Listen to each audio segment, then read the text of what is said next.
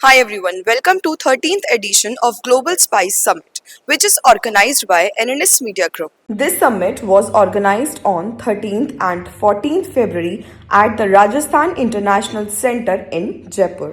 Its presenting partner MDH, associate partner Dharampal Satyapal Foods Limited, Catch, platinum sponsor Adani Spices, diamond sponsor CP Masale, silver sponsor Sesotech, Hamdard Khalis Masale and Go Green Warehouses. Knowledge partner Unibound, exchange partner NCDEX, media partner Jalte Deep, Vyapar Kesri, Business Star and Global Advertisers Private Limited. इस summit का उद्घाटन राजस्थान के कृषि मंत्री doctor Kirodi Lal Meena ji द्वारा किया गया। Hi sir, welcome to 13th edition of global spice summit. Sir, global spice summit जैसे जो इवेंट्स हैं वो हमारी स्पाइस इंडस्ट्री के लिए स्ट्रैटेजिक रोड मैप बनाने में कैसे हेल्पफुल होती है? Basically see the global spice summit में कैसा रहता है कि it is particularly for spice summit. हम अगर कभी फूड समिट में करते हैं तो उसमें सारे वेराइटीज़ ऑफ फूड प्रोडक्ट्स वाले आ जाते हैं, लेकिन स्पाइस में we are concentrated on filter करते हैं only for the spice people. So that itself is a very important thing to happen कि सारे स्पाइस इंडस्ट्री इकट्ठा होती है और एक दूसरे के प्रॉब्लम शेयर करते हैं, उसको टैकल करने के तरीके पता चलते हैं। So it's very good for interacting with in the industry.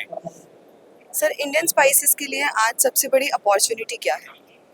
Indian spices के लिए सबसे बड़ी अपॉर्चुनिटी है कि टेस्ट बिल्डिंग, कि आज आज कुछ भी हो हम खाना छोड़ने नहीं वाले हैं, और खाना हमारा पसंदीदा अलग तरीके का हमें चाहिए, तो उसमें वेरिएशंस लाने वाले स्पाइस इंडस्ट्री है। अभी जैसे किसी अंदर पैनलिस्ट ने बोला कि स्पाइसेस जो है किसी भी फूड प्रोडक्ट में सिर्फ 4 to 5% यूज़ होता है, लेकिन उसका इम्पैक्ट 90% रहता है। So that is where we play the most, कि स्पाइस इंडस्ट्री के लिए फ्लेवर्स बनाना और वो सब बनाना बहुत इम्पोर्टेंट है। सर, गवर्नमेंट, फार्मर्स और एक्सपोर्टर्स के बीच में एक कोऑर्डिनेशन को कैसे मेंटेन किया जा सकता है? देखिए, सबसे बड़ी दिक्कत एक्सपोर्ट्स में आती है वो आजकल है जो क्वालिटी को लेकर, पेस्टिसाइड्स, केमिकल्स के ट्रेसेस जो मिलते हैं, तो गवर्नमेंट को वो सब फार्मिंग लेवल पे अगर कंट्रोल कर सकती है तो फिर वो बाद में आगे जाके इम्पैक्ट उसका दिखा देता है। क्यों? तो फिर वो है बहुत ज़्यादा इम्पोर्टेंट, लेकिन अगर वो हमें नॉर्म्स बताते हैं जो एक्सपोर्टर्स को, उसके पहले उनको वो नॉर्म्स इम्प्लीमेंट करने चाहिए फार्मिंग लेवल से ही, कि भाई फार्मिंग लेवल पे ही आप किसी तरीके का पेस्टिसाइड यूज़ ना करें या उतनी अवेयरनेस बढ़ाए, उतने रूल्स या नॉर्म्स बनाए, तो फिर it gets more easier for, क्योंकि we are the on the world level India is the biggest spice exporter. तो अगर वो फार्मिंग लेवल की इश्यूज की वजह से अगर हम एक्सपोर्ट नहीं कर पा रहे, then it becomes a very bad spot for the economy as well. Sir, अभी इंडिया में इंडियन स्पाइसेस को लेकर के कौन से बड़े चैलेंजेस हैं जो देखने को नज़र में आ रहे हैं? इंडियन स्पाइसेस को लेके challenges, I would say again it comes to the quality of the farming level. अपना रॉ मटेरियल इटसेल्फ वैसा आता है, कंटामिनेटेड बोलो या चाहे मिक्स्ड विद केमिकल्स और पेस्टिसाइड, तो वो एक सबसे बड़ा हर्डल है। उसके अलावा जो on going government rules and regulations जो बदल जाते हैं, क्योंकि if I talk about exports, क्योंकि हमें सिर्फ इंडियन गवर्नमेंट के रूल्स नहीं फॉलो करने पड़ते, हमें उस कंट्री के भी रूल फॉलो करने पड़ते हैं जहाँ पे हम एक्सपोर्ट कर रहे हैं। सो that is very challenging. Sir, हमारे इंडियन स्पाइसेस को इंटरनेशनल लेवल पर एक्सप्लोर करने के लिए या स्प्रेड करने के लिए, उसकी कॉम्पिटिटिवनेस को बढ़ाने के लिए हमें क्या क्या स्ट्रैटेजीज बनानी चाहिए? स्ट्रेटजीज मैडम, हमें तो सबसे पहले पॉसिबिलिटी होनी चाहिए कि हमारे में एक एक एकता होनी चाहिए।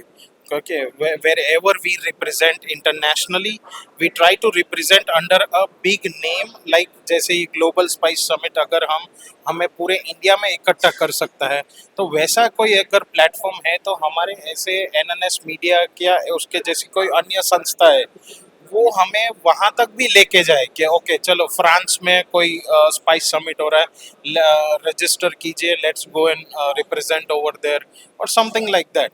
जैसे एक्सपोज होते हैं, तो एक्सपो हमें लेके जाता है उस इंटरनेशनल प्लेटफॉर्म पे under the banner of India. So similarly if there is concentrated for the spice industry, it gives a boost.